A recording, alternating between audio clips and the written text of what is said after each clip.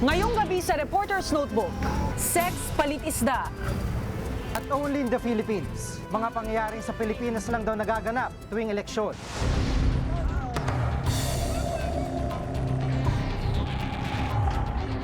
Pag walang budget, sabihin na ito lang yung iaano sa amin, ibibigay.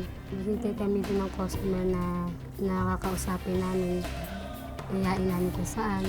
Yung 5 kilo, minsan may 4. Inibenta namin.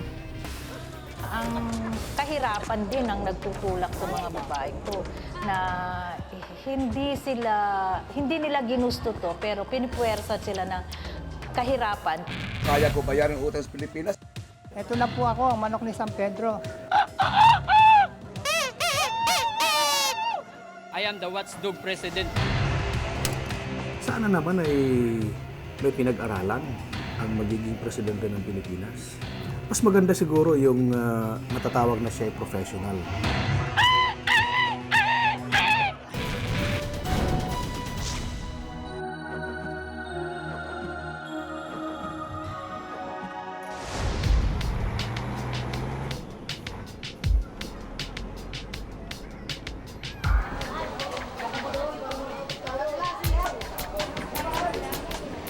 Kilala ang Navotas bilang bagsakan ng iba't ibang klase ng isda.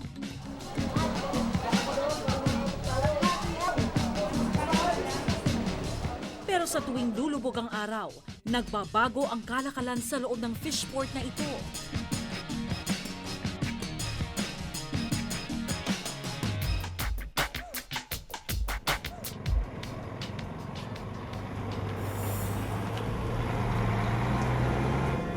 Dito nagaganap ang ibang uri ng bentahan, kung saan ang panandali ang pagbebenta ng aliw.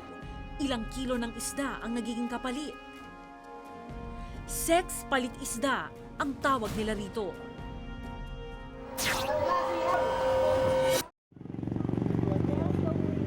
Kinse anyos pa lang nang pasukin ni Marian, di niya tunay na pangalan ang ganitong uri ng bentahan ng laman.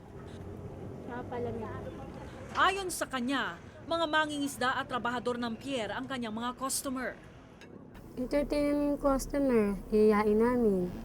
Pag walang budget, sabihin na ito lang yung iaano sa amin, ibibigay. Hintay kami din ng customer na nakakausapin namin, iyain namin kung saan. May 10 taon na ang nakalipas nang simulan ni Marian ang trabahong ito. At sa bawat pakikipagtalik, sariwang isda ang tinatanggap niyang kabayaran. Yung 5 kilo, minsan may 4. Inibenta namin sa fishbird, sa una. Minsay hindi raw bababa sa isa ang kanyang nagiging customer. Yung madaling araw. Tapos nun, balik na naman kami, tatambay uli kami doon. Tapos kuha uli kami ng customer.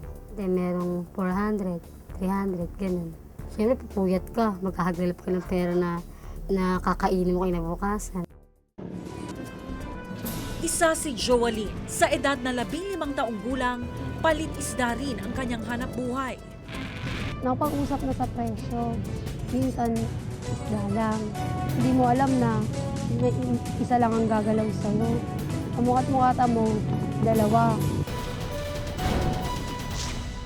Ang mga hayop sa gubat nagpupuntahan ng ngaba sa syudad. Alam mo na may mga buwaya na pwedeng kumain na kumagat sa'yo.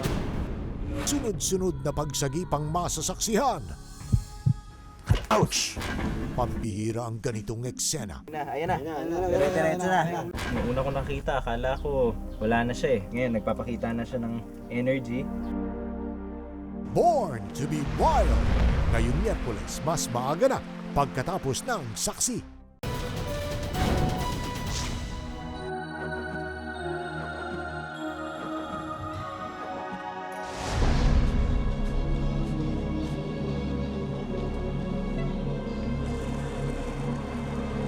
Talamak daw sa loob ng fishport ang ganitong uri ng trabaho sa tuwing sasapit ang dilim. Pulgaran kung alukin ng mga kababaihang ito ang sinumang kalalakihan dito. Walang pinipiling itsura o edad. Karamihan sa kanilang mga inaalok, mga mangingisda rin. Ang ganitong bentahan ng laman, hindi na nga raw sikreto sa mga taga rito.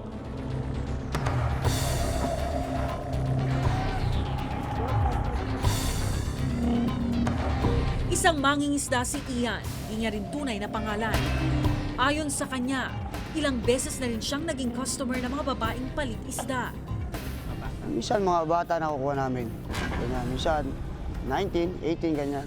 Or minsan babae kung anong gusto hanggang saan. Pagkatapos ko, kaya pagkatapos sa kasama ko, ganyan. Minsan sabay, ganyan. Hindi raw bababa sa 4 na beses sa isang buwan kung sila'y mangontrata ng babae. Kasi sabik din kami sa laot, ganyan. Minsan, hindi mo rin masabi. Kainitan ng katawan. Ano namin. Kung tila hayok sa laman ang mga gaya ni Ian, uhaw naman sa kabuhayan ang mga gaya ni Marian. Ibinebenta ni Marian ang bawat kilo ng isdang natatanggap niya bilang kabayaran mula sa mga parokyano. Ang kanyang pinagbentahan, ito raw ang kanyang ikinabubuhay. Sa pinakahuling survey ng Social Weather Stations o SWS, lumabas na mahigit 50% ng mga Pilipino ang nagsabing sila'y mahirap. 40% naman ang nagsabing wala silang makain. Para sa Kaisaka, isang grupong nagsusulong ng mga karapatan ng mga kababaihan. Kung matutugunan lamang daw ang problema sa kahirapan, hindi hahantong sa ganitong eksena ang buhay ng ilang kababaihan. Ang kahirapan din ang nagtutulak sa mga babaeng to na hindi nila ginusto to pero pinipuwersa sila ng kahirapan. Kailangan daw matugunan ng pamahalaan ang problema sa hanap buhay. Ito raw kasi ang masasabing ugat kung bakit pinapasok ng ilang kababaihan ang pagbebenta ng laman. Ang mga kababaihan sa mga baybaying komunidad, wala namang livelihood na suporta ang gobyerno. Kaya talagang yung mga talagang maraming anak, alam naman natin sa komunidad maraming anak, sila din yung talagang gagawa ng paraan para kahit man lang pagkain ng mga pamilya nila. Malaki rin daw ang kakulangan ng implementasyon ng batas, kaya nagpapatuloy ang ganitong uri ng prostitusyon. Tingin ko wala silang ginagawa kasi nagkalat naman ng mga bugaw pero wala tayong nababalitaan na nahuhuli. Karaniwan na nakikita natin, makikita natin yung mga babae pero andyan lang sila at umiiral pa rin ang mga ganong mga kalakaran. Kaya hindi raw nakapagtataka kung nagpapatuloy ang pang-aabuso sa mga kababaihan.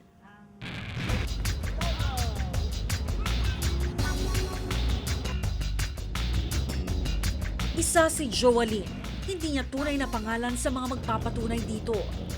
Sa edad na 15 taong gulang, palit isda rin ang kanyang hanap buhay. Pero bagamat ito ang kanyang trabaho, nakaranas na raw siyang ma-rape ng kanyang customer. Ang usapan, isang lalaki lang, di ba? Nakapag-usap na sa presyo. Minsan, isda lang.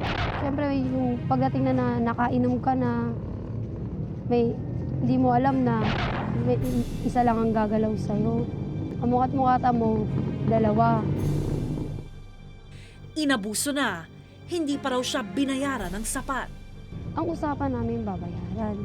Pero ang ginawa sa akin, yung pinababalik ako. Pagdating ng ilang araw, hindi na siya nagpakita sa akin.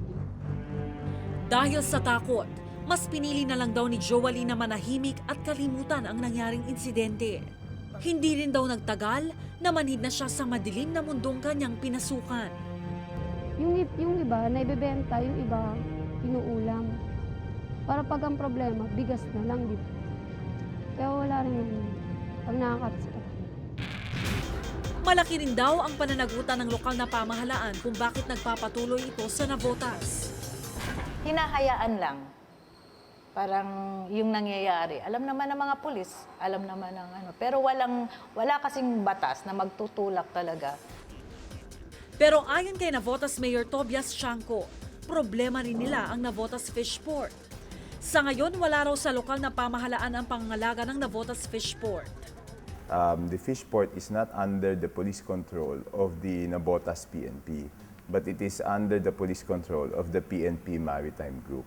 No? In so many instances in the past, I have already objected to that. And in fact, I have written yung mga chief PNPs regarding this matter, no? Ayon naman sa Maritime Police, ginagawa na nila ng aksyon upang mahinto ang ganitong bentahan ng laman sa loob ng fish port.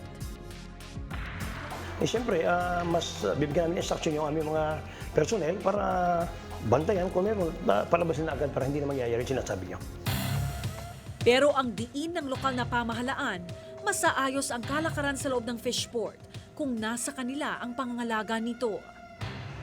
The best thing to do is we get the police to do the control of the fish port. Diba? Kasi whoever has police control over it has to be responsible. And ang hindi maganda dyan, not only yung illegal activities, yung crime. Pag may crime naman sa loob ng fish port, hindi naman fish port crime yun eh. Pumapasok rin sa crime index ng nabotas yun eh, diba? So if it's uncontrolled inside the fish port, it's also bad for us.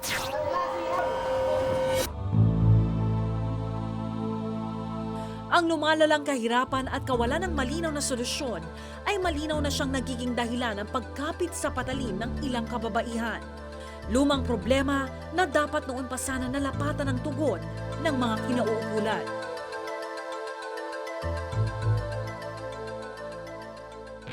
Lumang problema na ang prostitusyon at kahirapan. Pero hanggat hindi nabibigyan ng solusyon ang pagkalam ng sikmura ng ilan, mahihirapang mahinto ang pagkalakal sa sariling katawan ng ilang kababaihan.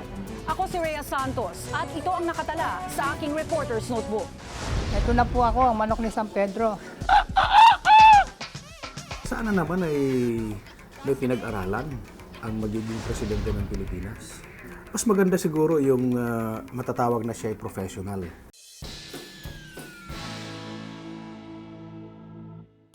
Saang presinto ka pupunta sa darating na eleksyon? Dati, may 350,000 na presinto kada halalan. Pero dahil computerized na ang 2010 elections, magkakaroon ng tinatawag na clustered precincts. Pagsasama-samahin ang 5 hanggang 7 regular na polling precinct para pagsilbihan ng isang counting machine. Maaari pa rin hanapin ang inyong pangalan sa nakagawiang voters list. Ang mahalaga lang ay tingnan kung saang cluster kabilang ang iyong presinto. May 82,200 counting machines na inaasahang makukumpleto sa February 22. Nakasalalay ang fully automated election sa pagdating ng mga nasabing makina. Di lang yan ang kailangan nating usisain, kaya't abangan ang mga susunod pa nating leksyon sa eleksyon.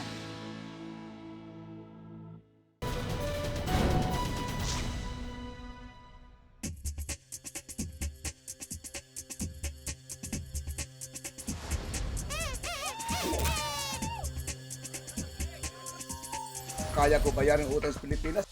Ito na po ako, ang manok ni San Pedro. Sa kasaysayan ng eleksyon, may mga pangyayaring tila may tuturing na only in the Philippines. I am the watchdog president. May nagpapatayan kapalit ng posisyon at kapangyarihan. Nagpa-brownout pagsapit ng bilangan. At usad pagong na canvassing na inaabot ng ilang buwan. Kung may librong araw na may susulat tungkol sa mga pambihirang pangyayari sa eleksyon, marahil isang Pilipinas sa mga mangunguna rito.